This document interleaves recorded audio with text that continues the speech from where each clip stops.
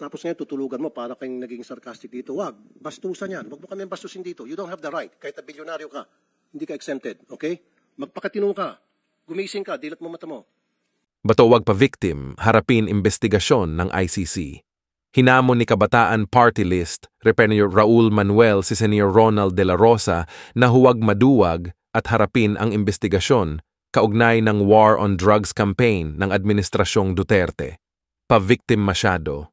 Hindi pa nga api ang investigasyon, swerte pa nga ni Senjo Bato dahil binibigyan pa siya ng due process at pagkakataong magpaliwanag di tulad ng libo-libong mga Pilipino lalo mga kabataan na pinatay sa pekeng gera kontra droga dahil lang pinaghinalaan ng mga pulis, sabi ni Manuel. He should be brave enough to face any possible charges or be held accountable, dagdag pa ni Manuel. Inilabas ni Manuel ang pahayag matapos na hamunin ni De La Rosa si Pangulong Ferdinand Marcos Jr. na magpakalalaki at sabihin kung papayagan nito ang International Criminal Court, ICC, na mag-imbestiga sa bansa. Paranoid siguro si Senyor Bato kung nagsimula na ang investigasyon kasi alam niyang mabigat, marami at di maitatanggi ang ebidensya laban sa kanya at sa kanyang amo na si Rodrigo Duterte. Giit ni Manuel. Ang tunay na pagiging makabayan ay hindi pagtaboy sa ICC, kundi ang paglaban para makamit ang hustisya para sa kapwa Pilipino. Nais ng mamamayan ang katarungan para sa bayang minasaker sa ilalim ng war on drugs. Dagdag pa ng mambabatas. Sinabi ni Manuel na isusulong ng Kabataan Party List ang pagpapanagot sa mga nasa likod ng war on drugs campaign at political killings.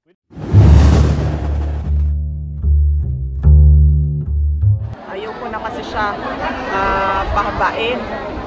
Ayoko na siya pahabain. Pero pag tinranslate naman yun sa Tagalog o sa ibang language, yun pa rin yun, yung message ko. Maraming salamat.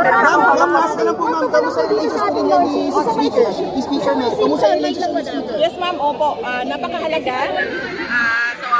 Pag-aaral ng isang learner, ng isang estudyante, ang kanyang physical health at kanyang mental health. Kaya meron tayong launch ngayon para ipakita sa mga tao kung ano yung mga ginawa na natin noong nakaraang taon, 2023, na para ma-improve yung mga programa natin sa school-based feeding program and sa mental health program natin at kung ano yung mga gagawin pa natin moving forward.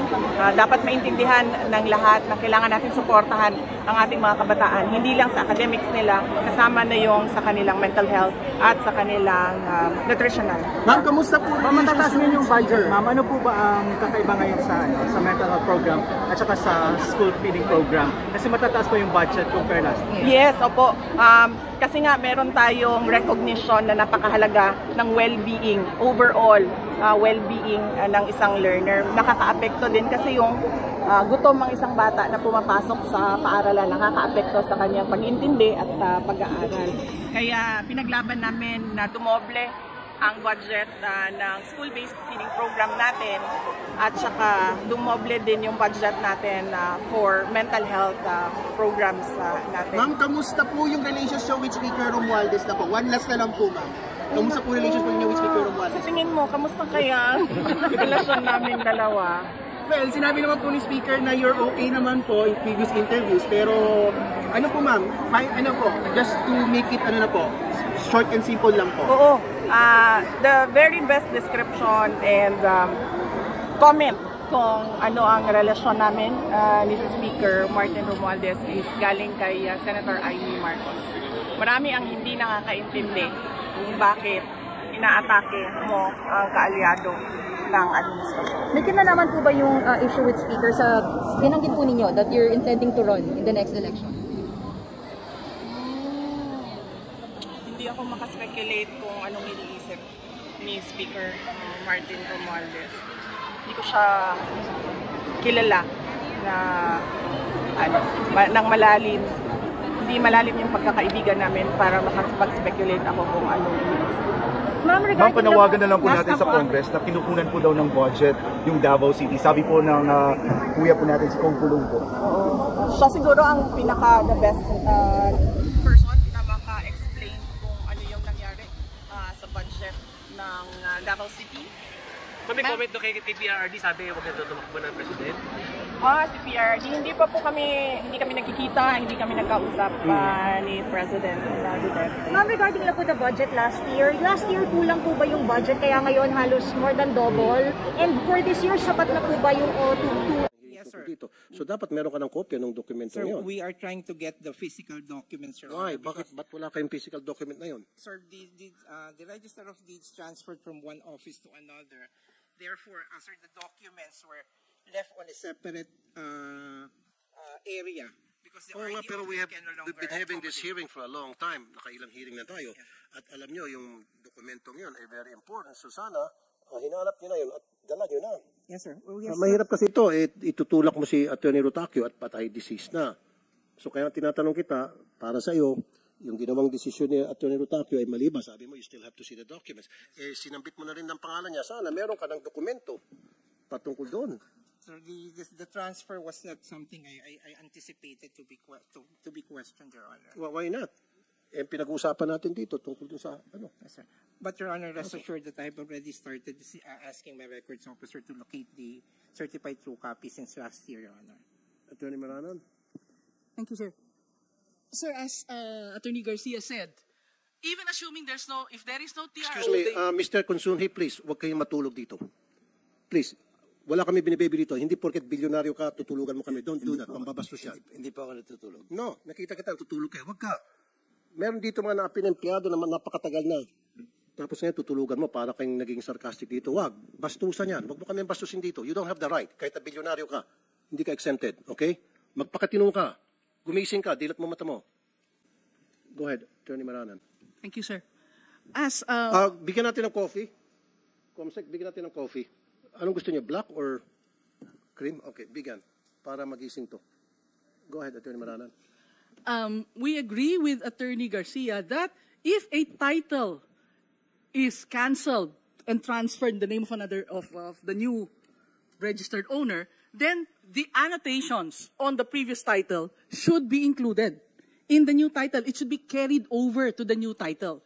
What were the annotations that should have been carried over to this new title of DMCI, of Taguig Land Development? The annotations which should have been included is one, the notice of levy, which was annotated on 16 March 2006, the certificate of sale, which was annotated on 3 June 2009, and I do not know if there was an annotation that there was no redemption on the certificate of sale, and therefore it had become final in 2010. May we know, sir, if those annotations were carried over to the Taguig Land Development title, which is TCT 12619? Those should have been the first annotations on the title. Can I be given a little time to locate that mother title of 12619? Sir, it got mixed up with the records, Your Honor. It got mixed up, sir. But I have the title of that one too. You have the title, okay. So I'm just gonna locate for it. You have to locate it. For the meantime, while you're trying to locate it, Attorney Garcia. Yes. Yes, Your Honor. Okay. Attorney Maranan, malapit na tayo rito eh. Parang nababalik tayo sa mga binibigay nilang argumento to the extent na pati ba naman yung patay nadadamay pa rito. Bakit hindi na lang po kayo mag-file sa Supreme Court na para mag-issue ng writ of execution at yung dokumentong yon coming from the Supreme Court iampas natin sa kanila at wala na silang pwede maitanggi because that document coming from the Supreme Court hindi na nila pwedeng tanggihan. Can you do that? And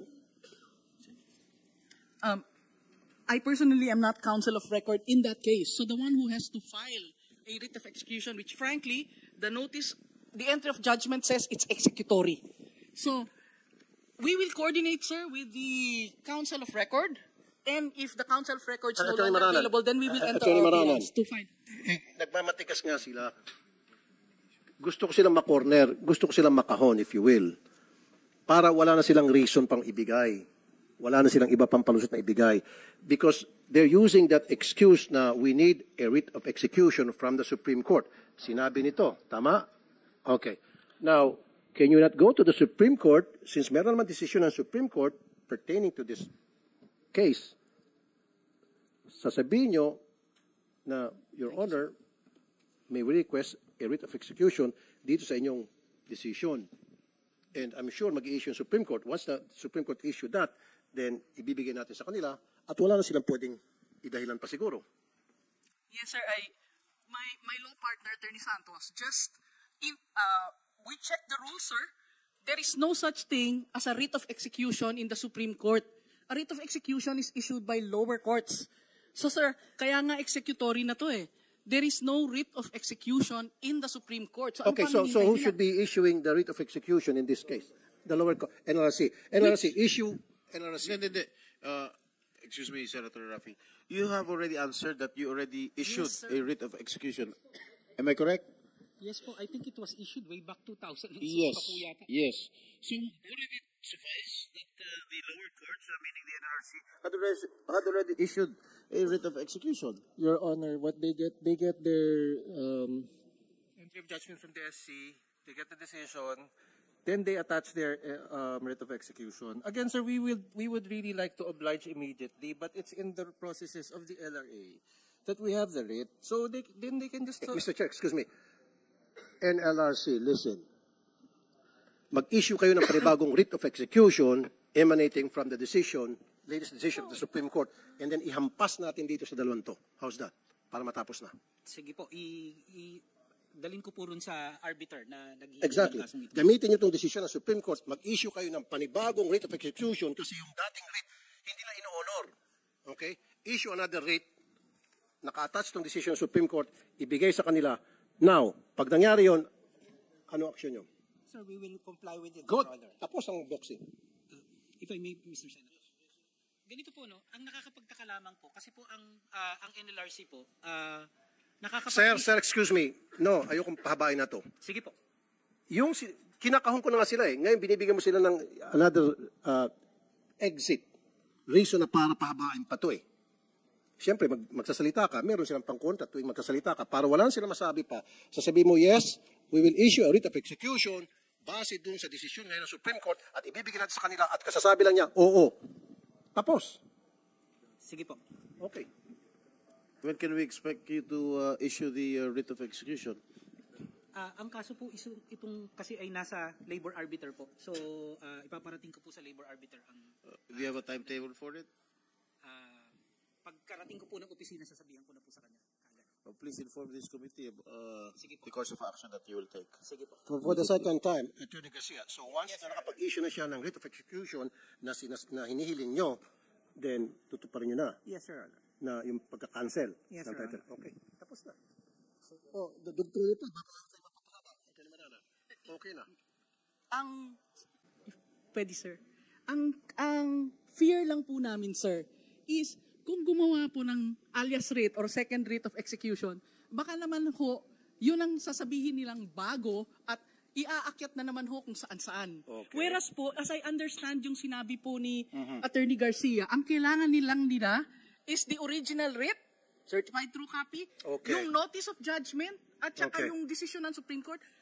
Bukas na bukas that po, will pwede na suffice? namin yun po yung sinabi, as I understand, sir, what Attorney Garcia said, they need the original writ, the entry of judgment, which we have, and the decision of the Supreme Court, which we have. We can Attorney submit Moranan, if I understand you correctly, there is no need for the NLRC to issue another second writ. Am I correct?